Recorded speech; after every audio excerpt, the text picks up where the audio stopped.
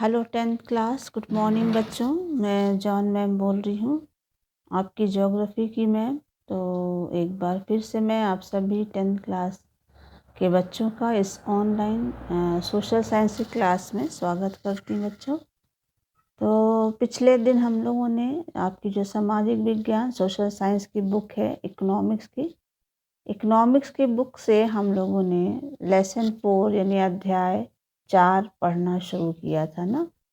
और इसका पहला पार्ट मैंने आपको भेजा है, जिसमें हम लोगों ने कई चीज़ों के बारे में पढ़ा था, है ना। बहुराष्ट्रीय कंपनियां क्या होती हैं, इनके बारे में पढ़ा था। तो आज हम लोग पढ़ेंगे इसी लेसन का वैश्वीकरण और भारतीय अर्थव्यवस्था का दूसरा पार्ट पढ़ेंगे। और इसमें आज हम लोग पढ़ेंगे वैश्वीकरण क्या है और वैश्वीकरण को संभव बनाने वाले या बढ़ावा देने वाले कारक कौन से हैं। और इसमें थर्ड पॉइंट हम लोग देखेंगे विश्व व्यापार संगठन। तो सबसे पहला आता हमारा कौन सा पॉइंट बच्चों, वैश्वीकरण क्या है ना। तो वैश्वीकरण क्या है ये हमें पता होना चाहिए। किसको बोलते हैं वैश्वीकरण, है ना। वैश्विक का मतलब होता है पूरा विश्व, है ना। करण का मतलब एक होना, है ना। तो जब पूरा विश्व यानी आप विश्व के विभिन्न देश एक दूसरे के करीब आते हैं, है ना, या एक हो जाते हैं, ठीक है, व्यापार के माध्यम से या निवेश के माध्यम से या बाज़ारों के माध्यम से, तो वो हमारा वैश्वीकरण कहलाता है, ठीक है। तो अधिक विदेशी व्यापार और अधिक विदेशी निवेश, है ना। विदेशी निवेश हमने पिछले उसमें बताया था कि जो विदेशी कंपनियां, है ना, मुद्रा व्यय करती हैं, उनको हम बोलते हैं विदेशी निवेश। तो अधिक विदेशी व्यापार और अधिक विदेशी निवेश के कारण विभिन्न देशों के बाजार एवं उत्पादनों में क्या हो रहा है बच्चों, एकीकरण हो रहा है, ठीक। तो विभिन्न देशों के बीच परस्पर संबंध और तीव्र एकीकरण की प्रक्रिया ही क्या कहलाती है बच्चों, वैश्वीकरण, है ना। तो वैश्वीकरण में पूरी जो विश्व है बच्चों, या विश्व के जो विभिन्न देश हैं, वो एक दूसरे के क्या हैं, तेजी से निकट आ रहे हैं, करीब आ रहे हैं, है ना। मतलब उनके बीच का जो परस्पर संबंध है वो तेजी से क्या होता जा रहा है, बढ़ता जा रहा है, ठीक। और इसी प्रक्रिया को हम वैश्वीकरण के नाम से जानते हैं। बोर्ड में पूछ लिया जाता है कि वैश्वीकरण क्या है ना। तो पूरे विश्व का एक होना, एकीकरण होना, तो उसी को हम बोलते हैं वैश्विक। इसमें वैश्विक का मतलब ही बच्चों पूरी विश्व, पूरी संसार, पूरा दुनिया, है ना।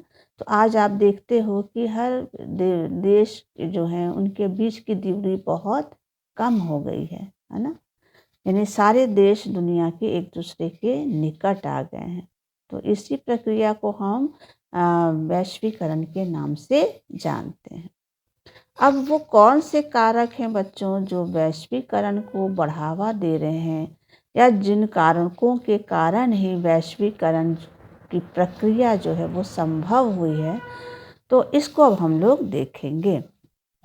तो वैश्वीकरण को बढ़ावा देने वाले या संभव बनाने वाले कई सारे कारक हैं, जिनमें निम्नलिखित कारक हैं जो महत्वपूर्ण माने जाते हैं। पहला है आपका बहुराष्ट्रीय कंपनियां, दूसरा है उन्नत प्रौद्योगिकी, और तीसरा है उदारीकरण। तो ये 3 मेन कारण हैं, है ना। इसके अलावा और भी बहुत से कारण हैं, जैसे विदेशी व्यापार है, विदेशी निवेश है, ठीक है, और आपका परिवहन है, संचार है। ये सभी ने आपके वैश्वीकरण को क्या किया है, बढ़ावा दिया है। तो 3 मेन कारण हैं, कारक हैं या कारण हैं, जिन्होंने वैश्वीकरण को ज़्यादा संभव बनाया है। तो सबसे पहला कारण हम लोग देखेंगे बहुराष्ट्रीय कंपनियां। अब बहुराष्ट्रीय कंपनियां तो हमने पिछले आपको वीडियो में बताया था कि बहुराष्ट्रीय कंपनियां वो कंपनी होती है, उस कंपनी को बहुराष्ट्रीय कंपनी कहते हैं जिसका विश्व के कई देशों में, है ना, के उत्पादन पर क्या होता है, नियंत्रण होता है। ऐसी कंपनियों को बहुराष्ट्रीय कंपनी कहते हैं। ठीक है, तो बहुराष्ट्रीय कंपनी ने कैसे वैश्वीकरण को संभव बनाया, ये हम लोग इस हेडिंग में पढ़ेंगे। तो बहुराष्ट्रीय कंपनियां वैश्वीकरण की प्रक्रिया में मुख्य भूमिका निभा रही हैं। कैसे निभा रही हैं?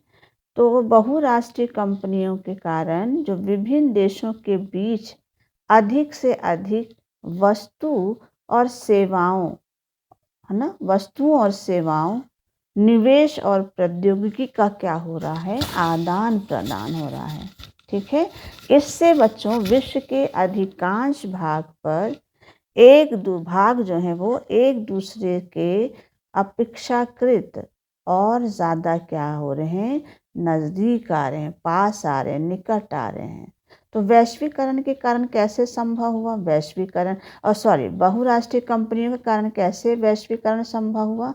तो बहुराष्ट्रीय कंपनियां आने से क्या हुआ बच्चों कि विभिन्न देशों के बीच अधिक से अधिक वस्तुओं का, सेवाओं का, निवेश और प्रौद्योगिकी का क्या हुआ, आदान प्रदान होने लगा। और इस आदान प्रदान के कारण ही विश्व के अधिकांश देश जो हैं वो एक दूसरे के क्या हो गए, करीब आए, पास आए, है ना। और इस तरह से वैश्वीकरण का क्या हुआ, बढ़ावा मिला। ठीक है, तो बहुराष्ट्रीय कंपनियों के आने से वैश्वीकरण को सबसे ज़्यादा बढ़ावा मिला। ठीक है, दूसरा कारण क्या है जिसने वैश्वीकरण को बढ़ावा दिया, ऐसा वो है हमारा उन्नत प्रौद्योगिकी। तो वैश्वीकरण को उत्प्रेरित करने में प्रौद्योगिकी, है ना, में तीव्र उन्नति का महत्वपूर्ण योगदान रहा है। यानी जितना तेजी से प्रौद्योगिकी में उन्नति हुई, उतना ही तेजी से वैश्वीकरण को क्या मिला, बढ़ावा मिला। अब उदाहरण के लिए जैसे परिवहन के साधनों का जब विकास हुआ, नए नए परिवहन के साधन आए, तो दो देशों के बीच की दूरी क्या हो गई बच्चों, कम हो गई। और यही नहीं बच्चों, जब प्रौद्योगिकी और सूचना, है ना, का विकास हुआ, उसके क्षेत्र में जब विकास हुआ तो वैश्वीकरण को और बढ़ावा मिला। ठीक है, अब सूचना और प्रौद्योगिकी के विकास में आपका जैसे दूर संचार है, कंप्यूटर है, इंटरनेट है, इनके क्षेत्र में क्या हुई, प्रगति हुई। यानी जब सूचना प्रौद्योगिकी में विकास हुआ तो दूर संचार, कंप्यूटर और इंटरनेट के क्षेत्र में प्रगति हुई। आज बच्चों हम लोग सभी लोग देखते हैं कि हम लोग के जीवन का कोई भी ऐसा क्षेत्र नहीं है जहाँ कंप्यूटर ना हो। आज हर काम कंप्यूटराइज्ड है, कंप्यूटर से होता है। वहीं अगर हम इंटरनेट की बात करें तो इंटरनेट के आने से जो पहले डाक हम बाय पोस्ट भेजते थे, आज वो डाक जो है ना, इलेक्ट्रॉनिक, यानी इंटरनेट के ज़रिए इलेक्ट्रॉनिक डाक जो है वो क्या है, भेजे जा रहे हैं। और बहुत कम समय में, कम मूल्य पर हम दुनिया में कहीं भी किसी से भी क्या कर सकते हैं, बात कर सकते हैं। तो ये किसने संभव बनाया, सूचना और प्रौद्योगिकी के विकास ने। तो जैसे जैसे उन्नत सूचना और प्रौद्योगिकी का विकास हुआ, दुनिया के जो विभिन्न देश थे उनके बीच की दूरी क्या होती गई, कम होती गई। और इसी सूचना और प्रौद्योगिकी ने और परिवहन के उन्नत साधनों ने दुनिया के विभिन्न देशों को एक दूसरे के क्या कर दिया, करीब ला दिया। और इस तरह से क्या हुआ बच्चों, क्या हुआ, वैश्वीकरण का विकास हुआ, है ना। अब आता है तीसरा कारण जिसने वैश्वीकरण को संभव बनाया या उसको बढ़ावा दिया, वो था हमारा उदारीकरण। तो भारत में उदारीकरण की जो नीति है वो प्रारंभ हुई थी सन 1991 में, यानी 1991 में भारत में उदारीकरण की नीति जो है वो शुरू की गई। उदारीकरण क्या है बच्चों, किसको उदारीकरण बोला जाता है? उदारीकरण का मतलब है कि सरकार के द्वारा व्यापार जो अवरोधक हैं या प्रतिबंध हैं, उनको हटाने की प्रक्रिया ही क्या कहलाती है? उदारीकरण कहलाती है। यानी सरकार ने व्यापार के ऊपर जो अवरोध लगाए थे, प्रतिबंध लगाए थे, उस प्रतिबंध को हटाने की प्रक्रिया को ही उदारीकरण के नाम से जाना जाता है या उदारीकरण कहा जाता है। ठीक, तो उदारीकरण की नीति कब भारत में शुरू हुई? वो थी 1991 में।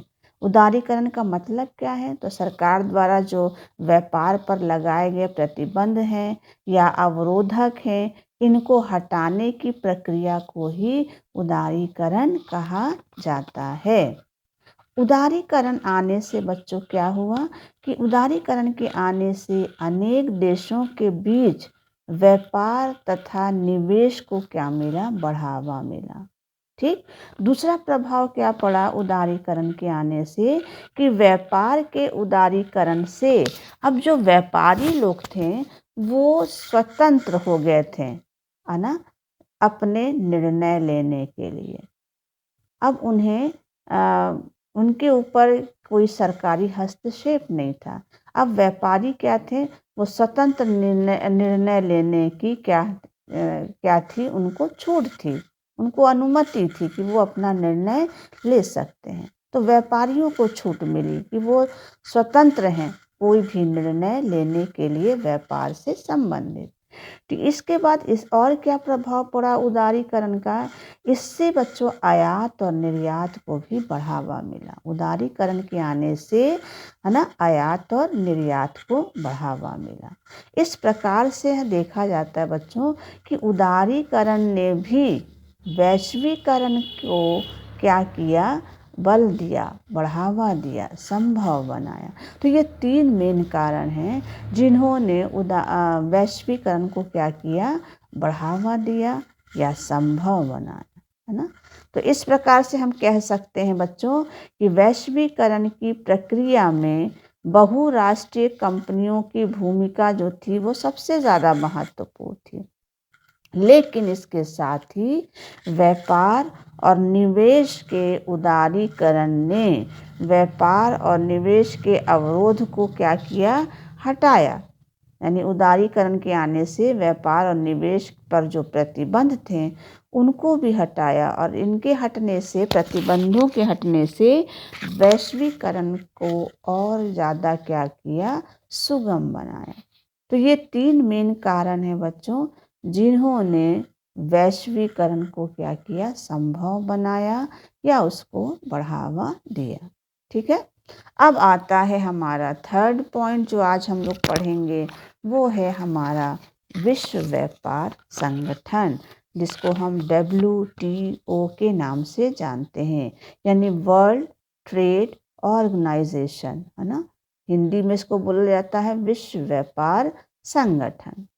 तो विश्व व्यापार संगठन यानी WTO एक ऐसा संगठन है बच्चों जिसका उद्देश्य है अंतर्राष्ट्रीय व्यापार को उदार बनाना, है ना। अभी हम लोगों ने उदारवाद के बारे में पढ़ा ना। तो विश्व व्यापार संगठन का भी उद्देश्य क्या है? अंतर्राष्ट्रीय व्यापार को क्या करना? उदार बनाना। ठीक, विश्व व्यापार संगठन की पहल किसने शुरू की? तो विश्व व्यापार संगठन यानी WTO की पहल विकसित देशों ने शुरू किया। यानी विकसित देशों की पहल पर ही इस संगठन का क्या हुआ? निर्माण हुआ। कब हुआ, है ना।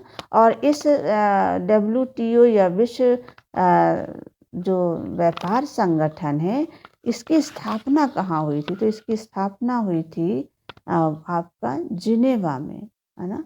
तो जिनेवा में इसकी स्थापना हुई और जिनेवा में ही इसका क्या है बच्चों? मुख्यालय यानी हेडक्वार्टर है।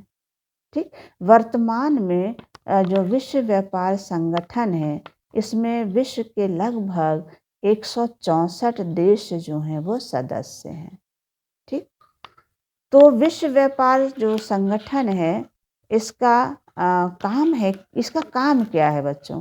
तो विश्व व्यापार संगठन का काम है अंतर्राष्ट्रीय व्यापार से संबंधित नियमों को क्या करना, निर्धारित करना। यानी अंतर्राष्ट्रीय व्यापार से संबंधित नियमों का निर्माण करना, नियम बनाना और उन नियमों को लागू करना। ये विश्व व्यापार संगठन का क्या है बच्चों? प्रमुख कार्य है। तो ये हो गया विश्व व्यापार संगठन यानी WTO, है ना। ये एक ऐसा संगठन है जिसका उद्देश्य है अंतर्राष्ट्रीय व्यापार को क्या करना, उदार बनाना। किसकी पहल पर इसका निर्माण हुआ? तो विकसित देशों की पहल पर इसका निर्माण हुआ। इसका मुख्यालय या इसकी स्थापना कहाँ हुई? जेनेवा में हुई। कितने इसके सदस्य देश हैं? 164। क्या काम है विश्व व्यापार संगठन का? इसका काम है अंतर्राष्ट्रीय व्यापार से संबंधित नियमों को बनाना और उनको लागू करना। तो बच्चों आज का वीडियो हमारा यहीं तक है। अगले वीडियो में हम लोग वैश्वीकरण का प्रभाव पढ़ेंगे। ठीक है, थैंक यू बच्चों।